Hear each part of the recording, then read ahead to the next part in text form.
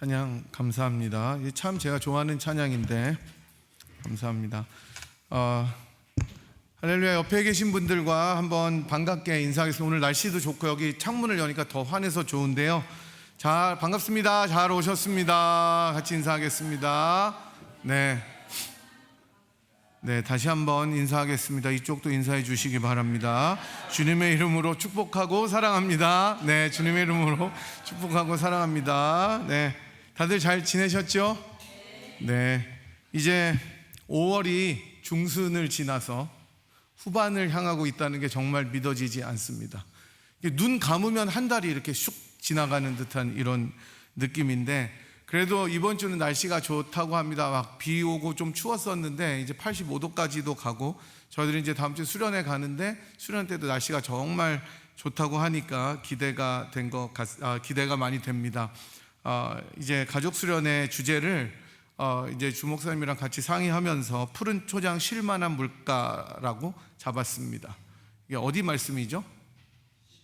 네, 성경 말씀이라고 할 줄 알았는데 시편 23편이라고 잘 하셔서 훌륭합니다. 네, 시편 23편 2절의 말씀으로 정했습니다. 우리 모두가 일상을 잠시 멈추고 주께서 주시는 여러 자연에서 함께 하고 또 즐겁게 예배하고 쉬고 평안을 경험하는 시간이 되었으면 좋겠고요.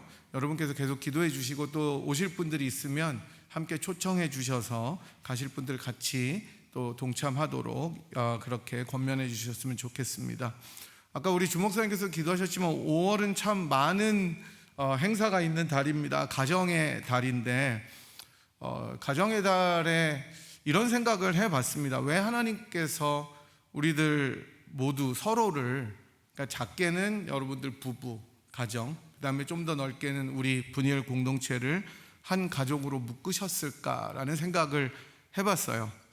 그래서 이런 생각을 해보다가 제가 이제 노래를 하나 듣는데 이런 가사가 나오더라고요. 별처럼 수많은 사람들 그 중에 그대를 만나 꿈을 꾸듯 서로를 알아보고 주는 것만으로도 벅찼던 내가 또 사랑을 받고 그 모든 게 기적이었음을, 내가 너의 기적이었다면. 이게 사실 유행가예요. 여러분 아시죠? 그 중에 그대를 만나. 근데 이게 사실은 이제 되게 불교적인 내용이긴 하지만 기독교적으로 재해석을 해봤는데 하나님께서 그 많고 많은 사람들 중에 왜 가족으로 묶어주셨을까, 이런 생각을 해봤습니다. 정말 그거는 기적일 수밖에 없다는 생각을 했습니다. 그죠?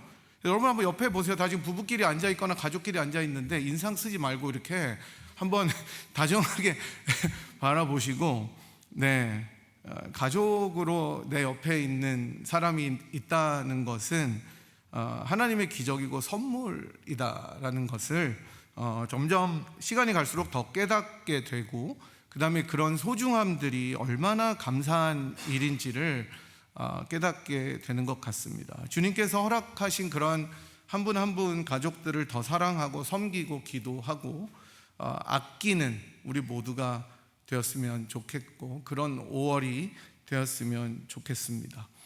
지난주에 저희들은 누가복음 강해 믿음의 여정 29번째 시간을 가졌습니다. 예수를 아는 자들의 길이라는 제목으로 말씀을 들었는데, 사람들이 말하고 이해하고 있었던 그런 예수님이 아니라 하나님의 진정한 아들이시고 메시아, 즉 그리스도이신 예수님을 아는 사람들은, 여러분과 저는 고난받으러 오신 예수님을 따라서 그 어떤 길이든지 함께 주님과 같이 제자의 길로 가야 한다, 이렇게 말씀드렸고요. 물론 그 길은 자기 부인과 십자가를 지는 고난과 힘든 길일 수도 있지만 참된 영광이 기다리고 있기 때문에 가치 있고 갈만한 길이다라고 말씀드렸습니다. 누구든지 예수님을 주로 고백하는 사람들에게는 이러한 제자로의 부름이 있고요, 이에 순종하는 삶을 반드시 살아야 된다라는 것을 말씀드렸습니다. 오늘은 믿음의 여정 30번째 시간입니다. 주님의 영광 나타나셨네라는 제목으로 말씀을 전하도록 하겠습니다. 오늘 저희가 읽은 본문은 예수님께서 변모하시는, 옛날엔 변형이라고 하는데 요새는 이제 변모라고 이야기를 하는데 영어로는 transfiguration이라고 이야기를 합니다. 이것을 다룬 장면인데, 다른 목사님들은 잘 모르겠는데 이 본문이 저한테는 정말 어렵고 설교하기 힘든 본문입니다. 왜 그런지 모르겠어요. 제가 신학교 다닐 때도 저는 이 본문으로 페이퍼를 쓴 적이 한 번도 없었어요. 신약 전공인데 왠지 그렇습니다. 어쩌면 제가 이 본문에서 너무 많은 내용들을 다루고 싶어서 그런지도 모르겠습니다. 사실 우리가 지금 보았던 본문은 정말 다양하고 많은 주제들을 가지고 있는 곳입니다. 예를 들면 기도라는 주제가 나오고요, 하나님의 아들로서의 예수님이라는 주제도 나오고, 영광, 그 다음에 출애굽보다 더 우월한 새로운 출애굽, 장막, 그 다음에 이런 여러 가지 주제들이 본문에 가득 차 있습니다. 소문난 잔치에 사실 먹을 것이 없다는 말이 무색하게 너무나 잘 차려진 음식들이 여기저기 가득 담겨 있어서 무엇을 먼저 먹어야 할지 모르는 그런 행복한 느낌을 가지는 동시에, 야, 이거를 어떻게 다 먹냐, 진짜 음식이면 다 먹을 수 있지만 그럴 수가 없는 그런 느낌을 가지게 됩니다. 그렇다고 이 본문을 제가 몇 번씩 설교하는 것도 바람직한 것은 아니기 때문에 많은 고민과 묵상이 있었습니다. 제가 생각하기에 중요한 몇 가지 주제와 포인트들을 들어서 이제 전할 텐데, 하나님께서 부족한 종의 입술을 통해서 당신의 음성을 들려주시는 복된 시간이 되었으면 좋겠습니다. 예수님께서 자기가 이제 메시아, 즉 그리스도이심을 제자들에게 이제 완전히 밝히시고, 그렇지만 그 메시아는 영광 가운데 오는 메시아가 아니라 고난받고 죽기 위해서 오신 존재라고 말씀하십니다. 그리고 제자들로 하여금 자기의 고난에 동참하도록 제자로 부르신 그 말씀을 하신 지 이제 한 대략 8일쯤 되었습니다. 한 일주일 정도가 지났습니다. 주님께서는 이제 제자들 가운데 베드로와 요한과 야고보 이 세 명을 데리시고 산에 기도하시러 올라가셨다고 28절은 이야기하고 있습니다. 누가복음에서 굉장히 중요한 주제 중에 하나가 기도입니다. 물론 저희들이 더 구체적으로 기도에 관한 내용은 나중에 이제 18장 이후에 비유해서 다루게 되겠지만, 누가는 중요한 일들이 있을 때마다 항상 예수님께서 기도하셨다는 모습을 연결시켜 주고 있습니다. 예수님께서는 세례를 받으실 때 기도하셨습니다. 그리고 한적한 곳으로 가셔서 기도하셨습니다. 그리고 제자들, 12제자들을 택하기 전에도 기도하셨고, 앞으로 겟세마네에서 십자가를 지시기 전에 또 기도하게 되실 것입니다. 이렇게 중요하고 정말 확실하게 그 중요성이 부각되는 곳마다 주님께서는 아버지 앞에 나가서 기도하셨습니다. 이 모습은 오늘을 사는 저희들에게도 너무나 당연하지만 확실한 도전과 메시지를 전해줍니다.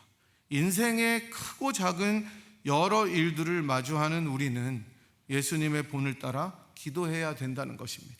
이게 너무 당연한데 잘 안 됩니다. 누가는 다른 복음서들보다 예수님께서 기도하시는 모습을 굉장히 자주 보여주면서 이 기도하신 다음에 일어나게 되는 일들이 얼마나 중요한 일인지를 가르쳐 줍니다. 하나님 아버지께서는 기도를 통해서 일하시고, 기도를 통해서 비상하고 놀라운 일들을 펼치시고 이루어 나가신다는 것을 믿으셔야 되는 것입니다. 따라서 기도는 좁은 길처럼 보이지만 넓은 길이 되는 통로입니다. 정말 기도할 때 안 열릴 것 같이 기도하지만 기도한 후에 넓은 길이 펼쳐지는 것을 경험하게 됩니다. 기도 없는 곳에는 사람이 일하지만 기도가 있는 곳에는 하나님이 일하신다는 이 말은 정말 정확한 말이 되는 것입니다. 기도하지 않으면 사람이 일할 뿐입니다. 하지만 기도하면 누가 일합니까? 하나님이 일하십니다. 그러니까 기도는 정말 수지 맞는 일입니다. 여러분이 기도할 때 돈 내고 하십니까? 저한테 제가 기도할 텐데 목사님한테 돈 좀 드릴게요, 그리고 기도하십니까? 아니면은 아무런 노력이 필요 없습니다. 하나님께 나아가서 자기의 필요를 아뢰면 되는 것입니다. 우리 예수님께서는 그러한 본을 보여주시면서 기도의 단을 쌓으셨습니다. 기도를 하지 않으셔도 되는 분인데 기도하셨습니다. 우리 역시 예수님의 본을 따라 기도해야 될 줄로 믿습니다. 주님께서 기도를 통해서 역사하십니다. 이게 하나님이 일하시는 방법입니다. 주님께서 그렇게 베드로와 요한과 야고보를 데리고 가셔서 산에서 기도하실 때 변모하시게 되는 장면이 29절에 등장합니다. 그 용모가 변화되고 그 옷이 휘어져서 광채가 났다고 나오는데, 다시 한번 누가는 기도하실 때 변모하시는 예수님을 보여주면서 기도는 하나님의 비밀한 역사를 담아내는 통로가 된다는 사실을 알려줍니다. 주님께서 자기 스스로 확 변할 수 있지만 아버지께 나아가서 기도하실 때에 그 용모가 변화되었습니다. 하나님께서는 기도를 통해서 역사하시는 거예요. 이 용모가 변화됐다는 것은 영어로 보면 그 얼굴이 변했다라고 번역할 수 있는데, 확연하게 눈에 띌 정도로 바뀌었다라는 말입니다. 또한 그 옷마저도 휘어져서 광채가 난다고 하는데, 이 모든 묘사는 바로 예수님께서 얼마나 영광스러운지를 드러내주는 사실입니다.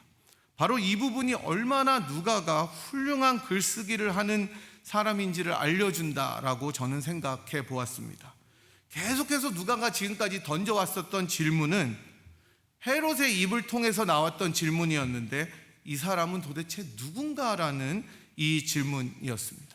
그래서 지난주에 보았듯이 많은 사람들은 선지자라고도 하고 죽은 세례 요한이 살아났다고 하기도 하고 엘리야라고도 생각하기도 했던 이 예수라는 사람은 도대체 누구인지에 대한 가장 확실한 증거가 여기에 있는 것입니다. 바로 앞서서 본인이 메시아 그리스도이심을 보여주신 예수님께서는 이제 그 사실을 확증하시기 위해서 컨퍼메이션으로 지금 영광 가운데 변모하신 자신의 모습을 보여준다고 누가는 말씀해 줍니다. 정말로 그는 하나님의 아들이시고 진정한 메시아다라는 것을 보여주고 계시는 것입니다. 마치 옛날 조선시대에 거지처럼 남루하게 차려입고 이 동네 저 동네를 떠돌면서 기이한 행동을 하고 여기저기 막 어떻게 살아가는지 사람들에게 쓸데없는 질문을 하고 돌아다니던 낯선 사내가 마패를 차고 출두해서 뭐라 그러죠? 암행어사 출두요라고 이야기하면서 권위와 위엄을 가지고 많은 사람들에게 자기가 누군지를 나타내었던 것처럼 저놈이 거지가 아니었구나 사람들이 깨닫게 되는 거예요. 저게 분명히 거렁뱅이 같았는데 이제는 의관을 완전히 정죄하고 번쩍번쩍 빛나는 마패를 들고 가장 위에 앉아서 그 고을의 수령들을 다스리는 그런 암행어사와 같은 위엄, 아니죠, 그것보다 훨씬 더 큰 위엄과 영광으로 이제 우리 주님께서는 영광 가운데 변모하셔서 자신이 진정한 하나님의 아들이심을 드러내고 계시고 있는 것입니다. 이것을 확증하는 것이 바로 35절인데 저희들이 35절 같이 한번 읽어보도록 하겠습니다. 시작. 구름 속에서 소리가 나서 이르되 이는 나의 아들 곧 택함을 받은 자니 너희는 그의 말을 들으라 하고. 아멘. 이 하늘로부터 나는 음성은 바로 우리 예수님께서 언제 또 들으셨던 음성이었습니까? 세례를 받으실 때 들렸던 음성과 동일한 것입니다. 바로 하나님 아버지께서 이제 막 공생애를 시작하시는 그 예수님, 고난의 종으로 오신 그 왕으로서 대관식을 치르는 아들에게 기뻐하심으로 들려주셨던 그 음성, 내 아들이 확실하다는 그 음성을 이제 다시 들려주고 계시는 것입니다. 조금 있으면 9장 51절에서 우리 주님께서는 예루살렘을 향해서 순례의 길을 가시기로 결심하시고 떠나게 되십니다. 순환과 고통과 죽음이 기다리는 그 예루살렘으로 올라가셔야 되는데 가시기 바로 전에 하나님 아버지께서는 예수님을 자신의 아들이라고 다시 한번 확증해주고 계시는 것입니다.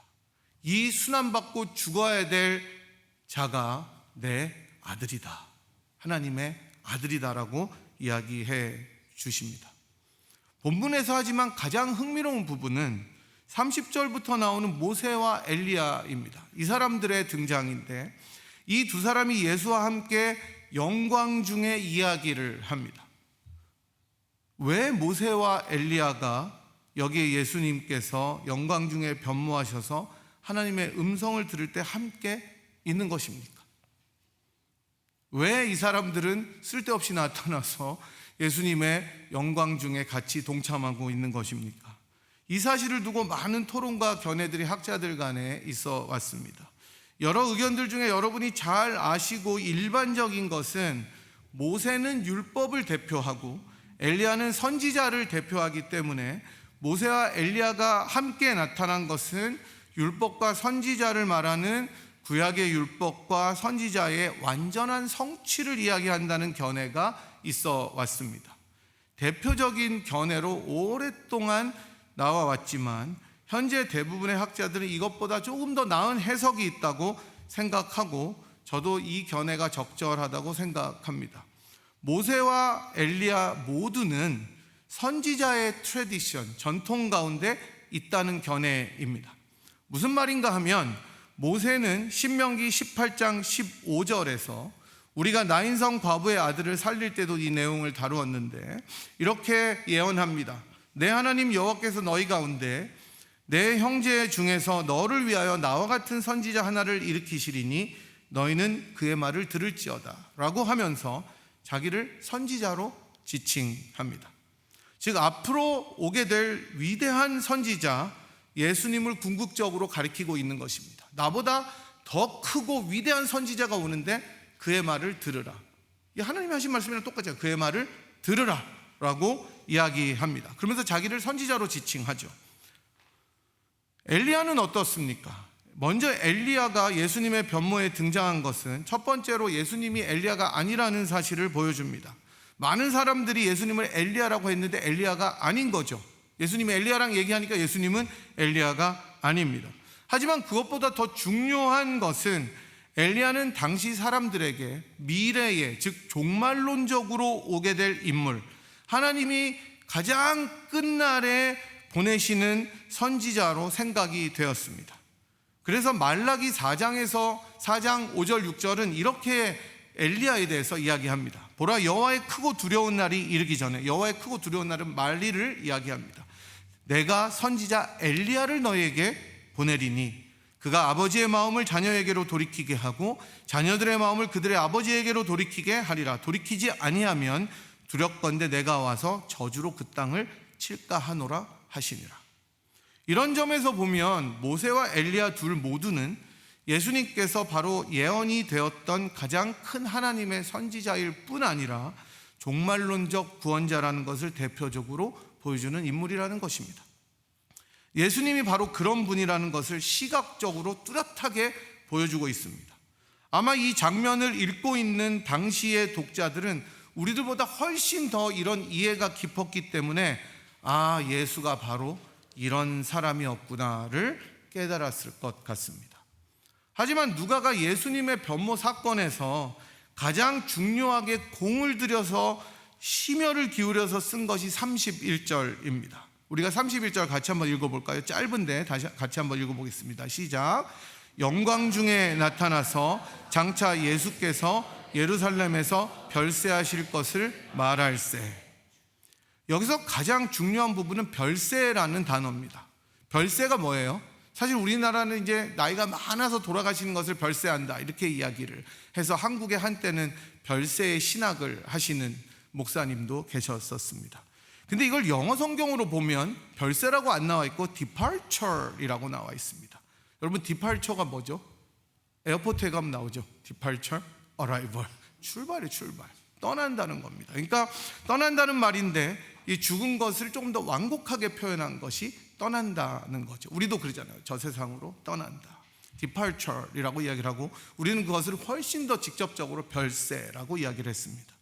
그런데 원어를 보면 헬라어로 보면 이 단어는 엑소더스입니다. 엑소더스. 엑소더스가 뭐예요, 여러분? 출애굽입니다. 출애굽. 여기에 중요성이 있습니다. 예수님께서 예루살렘으로 떠나시는 것 혹은 예루살렘에서 떠나시는 것, 이 세상을 버리고 떠나시는 것, 별세하시는 것, 죽으시는 것이 뭐라는 거예요? 출애굽이라는 사실입니다. 그래서 모세가 등장한 것도 이것과 연결이 되어서 의미를 가지게 되는 거예요. 출애굽은 여러분들이 잘 아시다시피 바로 왕으로 대표되는 하나님을 대적하고 백성을 억압하는 죄악의 세력으로부터 하나님께서 자기 백성을 구원하시는 구원의 사건입니다. 이것이 가장 뚜렷하게 보여지는 해방의 사건이 출애굽입니다. 기적의 사건입니다. 그래서 이 출애굽을 기념하는 절기가 무엇입니까? 유월절입니다. 유월절은 예수를 믿지 않는 유대인들에게도 지금까지 가장 큰 절기로 지켜집니다. 실제로 이스라엘에서는 그래서 무교빵만 먹어야 되기 때문에 그 누룩이 들어간 빵을 다 덮어 놓는다고 합니다. 외국인들만 살 수 있대요. 아직도 그렇게 지키고 있습니다. 이제 누가는 예수님께서 예루살렘에서 고난받고 죽으심을 당하게 되는 이 일이 출애굽, 즉 새로운 출애굽이라고 이야기합니다. 우리 주님께서 그리스도시고 메시아이시지만 예루살렘에 올라가셔서 장로들과 대제사장들과 서기관들에게 버림받아 죽임을 당하시고 제3일에 살아나시는 이 일은 하나님께서 이스라엘을 애굽으로부터 구해내셨던 출애굽보다 훨씬 더 놀랍고 말할 수 없이 우월한 구원의 사건이 된다라고 누가는 말하고 있습니다. 이제는 이스라엘처럼 육체적으로 물리적으로 구원만을 받는 것이 아니라 인간을 가장 괴롭히고 최대의 원수가 된 죄와 사막의 권세로부터 구원하는 것이 우리 주님의 죽으심이다라고 이야기합니다. 이 사명을 위해서 이제 예수님께서는 아까 말씀드린 것처럼 9장 51절에서 예루살렘으로 올라가시기를 결심하시고 그 길을 향해서 걸어가십니다. 따라서 오늘 예수님의 이 변모를 다룬 우리가 읽은 본문은 예수가 과연 누구인가라는 질문에 대한 대답과 더불어서 예수님께서 가지셨던 사명의 내용을 보여줍니다. 예수님께서 진정한 하나님의 아들이시고 메시아이시고 영광을 가지신 그런 아들이시지만 자기 백성들을 죄와 사망의 권세에서 구하기 위하셔서 즉 새로운 출애굽으로 인도하시기 위하여 기꺼이 죽음의 길을 가시는 분이심을 알려주고 있습니다. 여러분 생각해 보십시오. 자기가 예루살렘에 가면 죽을 것인데 누가 그 길을 기쁨으로 갈 수 있겠습니까? 그래서 예수님께서는 결심하시고 올라가셨습니다. 한 발 한 발 다가갈수록 무엇이 다가오는 것입니까? 죽음과 고난이 다가오지만 우리 주님께서는 그 길을 사명으로 감당하고 가는 것입니다. 이 영광의 메시아께서 바로 여러분과 저의 주님이 되십니다.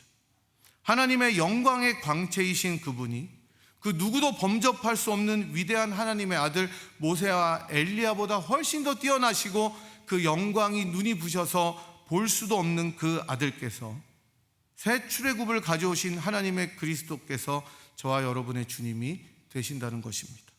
주님이 되실 뿐 아니라 우리들의 친구가 되셔서 우리의 손을 잡고 우리들의 인생의 길에 동행하시는 좋은 친구가 되어 주신다고 말씀하십니다. 여러분, 이 얼마나 감격스럽고 놀라운 사실입니까? 바로 이분이 저와 여러분의 등 뒤에서 우리가 넘어지면 일으켜 주시고 도우시고 그늘이 되시고 외로울 때 내 얼굴을 보라고 격려하시는 은혜로우신 주님이 되어 주십니다. 한편 이 영광스러움을 경험한 제자들은 이 세 명은 그나마 수제자라고 불리웠는데 안타깝게도 깊이 졸다가 깨어납니다. 저 같으면 그 눈이 부셔서 깼을 것 같은데 얼마나 깊이 졸았는지 정신을 차리지 못하고 심지어 베드로는 자기가 무슨 말을 하는지도 모를 정도로 잠꼬대 같은 고백을 하게 됩니다. 깨어나자마자 놀라운 광경을 목격하게 되는데 제자들은 가장 영광스러운 시간에 잠들어 있었습니다. 다음에 이어질 내용에서도 나머지 제자들은 귀신 들린 아이를 고치지 못하는 무능함을 보여줍니다. 하지만 본문에서 강조하는 점은 잠들었던 제자들이 정신이 번쩍 들 정도로 주님의 영광은 놀랍고 그들을 압도했다는 사실이었습니다. 얼마나 영광스럽고 이것이 달콤하였으면 그 자다가 깬 베드로가 뭐라고 얘기하냐면 여기 있는 게 좋다는 겁니다. 내려가지 말자는 거예요. 내가 여기 있으면서 초막을 짓자고 이야기를 합니다.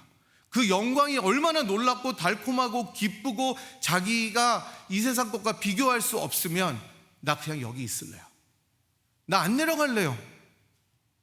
이렇게 이기적이 되는 거예요. 이게 정말 자기만 알아서 그런 게 아니라 너무 영광이 귀하기 때문에 그렇게 압도가 되는 것입니다. 그 정도로 예수님의 영광을 맛본 사람들은, 경험한 사람들은 이 세상이 아무것도 아닌 것으로 느껴지게 되는 것입니다. 그러니 여러분, 천국은 얼마나 좋은 곳이겠어요. 이 세상에서 사는 것이 아무리 재미있고 좋은 것이 많고 맛있는 것이 많다고 할지라도 천국에 잠깐만을 맛본 제자들의 고백을 들어보십시오. 여기만 머물고 싶고 세상으로 가기 싫다는 겁니다. 우리의 소망을 돌아보게 되는 거예요. 정말 우리는 하나님 나라를 소망하며 사는가? 정말 우리는 하나님의 영광을 사모하며 사는가? 여러분, 우리가 주의 영광을 보기를 원하는가? 우리가 몰라서 그렇지, 맛보지 못해서 그렇지, 그 영광을 경험한 자들은 한 명도 빼지 않고 이러한 고백을 하게 되는 것입니다. 저는 우리 모두가 이러한 영광을 마음에 품고 살았으면 좋겠습니다. 우리가 기도할 때, 우리가 예배를 드릴 때, 우리가 개인적으로 성경을 읽고 주님 앞에 나아갈 때 하나님, 주의 영광을 내게 보여 주시옵소서. 주님의 영광이 나를 압도하게 도와 주시옵소서 고백해야 되는 것입니다. 주님의 영광의 날을 사모하고 주께서 영광 가운데 다시 올라를 사모하면서, 그러나 주님의 영광이 내가 살아가는 이 땅에서의 삶에서도 나의 삶과 교회의 삶을 통해 이루어지기를 바라는 마음으로 그렇게 살아가야 하는 것입니다. 그렇게 살아갈 때 반드시 주님께서 그분의 영광을 우리들에게 비추어 주십니다. 저희들은 분이엘 교회를 소개할 때 여러분이 다 보셔서 아시겠지만 잊어버리신 분들을 위해서 다시 한번 사명 선언문을 읽어드리겠습니다. 분이엘 교회는 하나님의 영광의 광채이신 예수 그리스도를 주인으로 모시고 그분만을 전파하기 위하여 1991년 세워진 신앙 공동체입니다. 창세기 32장에서 하나님의 얼굴을 대면했던 야곱의 분이엘 체험이 그리스도 안에서 날마다 새롭게 되어 각 지체의 삶과 가정, 공동체가 그리스도 예수의 형상으로 풍성하게 자라며 변화하여 주변의 지역사회와 온 세상을 그리스도 앞으로 인도하도록 하는데 힘쓰는 공동체입니다 라고 저희들은 고백합니다. 저는 우리 교회 여러분 한 분 한 분이 이 소개처럼 하나님의 영광의 광채이신 그리스도를 더욱 알아갔으면 좋겠습니다. 그분을 위해 살아가고 그분의 영광을 보았으면 좋겠습니다. 그리스도 안에서 날마다 새롭게 되어서 그리스도 예수님의 형상으로 자랐으면 좋겠습니다. 그러므로 내 주변의 많은 이들과 사회가 주님 앞으로 인도되는 그런 역사가 있었으면 좋겠습니다. 여러분, 주님의 영광을 사모하십시다. 우리들의 예배를 통해서, 우리들의 기도를 통해서, 우리들의 모든 것을 통해서 주님의 영광이 나타나기를 사모하십시다. 그 영광이 우리와 함께 머물게 해달라고 기도하십시오. 여러분 가정에, 여러분 자신에게, 여러분 교회에게 이런 은혜가 충만하게 넘쳐나는 그런 축복이 있기를 간절히 주님의 이름으로 소망합니다. 한번 들으신 말씀, 부르신 찬양 생각하면서 주님 앞에 한 목소리로 한번 기도하도록 하겠습니다. 주님, 우리가 주님 앞에 주님의 본을 따라 기도로 나아갈 수 있는 그런 은혜를 허락하여 주시옵시고, 때를 얻든지 못 얻든지 주님 앞에 예수님의 본을 따라 기도하는 인생 되게 하여 주시옵소서. 기도하시고 주님, 우리가 그렇게 기도하고 주님의 길을 따라갈 때 주의 얼굴을 뵙고 주의 영광을 보게 하여 주시고, 참된 천국의 소망이 우리들을 사로잡는 인생 되게 하여 주시옵소서. 그런 가정, 그런 교회 되게 하시고 우리가 주의 얼굴을 보는 그러한 삶을 살아가는 인생이 되게 하여 주시옵소서. 주여 한번 크게 부르고 주님 앞에 기도로 나아가도록 하겠습니다. 하나님 아버지, 감사합니다. 오늘은 저희들이 주님의 변모하신 사건을 통하여 우리들이 주님의 본을 따라 기도해야 하는 당위성과 주님 천국을 소망하며 주님의 영광을 사모해야 되는 것에 대해서 배웠습니다. 하나님, 우리가 이 땅에 소망을 두지 아니하고 그리스도의 영광을 사모하는 인생이 되게 인도하여 주시옵소서. 우리가 천국의 참된 소망을 가지고 주의 얼굴을 보기를 원하는 마음으로 이 땅을 살아가게 도와주실 때 하나님께서 이 땅에 많은 가치 없는 것들에 우리들의 눈을 두지 아니하게 하시고 참된 보화와 가치가 있는 천국에 소망을 두게 하실 줄 믿사오니 우리가 늘 주의 얼굴 구하며 주의 얼굴을 사모하는 인생이 되게 도와주시옵시고 그런 가정으로 삼아주시고 그런 교회가 되게 하여 주셔서 저희 모두가 그리스도의 광채를 드러내는 사람들이 되게 축복하여 주시옵소서. 이 모든 일들을 저희들이 기도를 통하여 나아갈 수 있도록 도와주시옵시고 기도가 우리들의 욕망의 표현이 아니라 우리들의 욕심의 표현이 아니라 그리스도의 영광을 사모하는 통로가 되게 주님 인도하여 주셔서 참된 하나님의 나라가 우리들의 기도와 헌신을 통하여 이루어지는 역사가 있게 축복하여 주시옵소서. 지금은 우리를 위하여 십자가에 못 박혀 돌아가시고 3일 만에 부활하여 주셔서 우리들을 참된 영광의 소망으로 인도하신 우리 구주 예수 그리스도의 무한하신 은혜와 자기 아들을 아끼지 아니하시고 우리를 위하여 기꺼이 내어주신 하나님 아버지의 극진하신 사랑하심과 성령 하나님의 위로 교통 충만하심이 주님 앞에 주의 본을 따라 기도하기로 결단하고 천국의 소망 하나님 나라의 영광을 구하기로 결단하고 돌아가는 이 자리에 함께한 주의 백성들 한 분 한 분 머리머리 위에와 그들의 가정과 사랑하는 분이엘 제단 위에 지금부터 영원토록 함께 하시기를 간절히 축원하옵나이다. 아멘.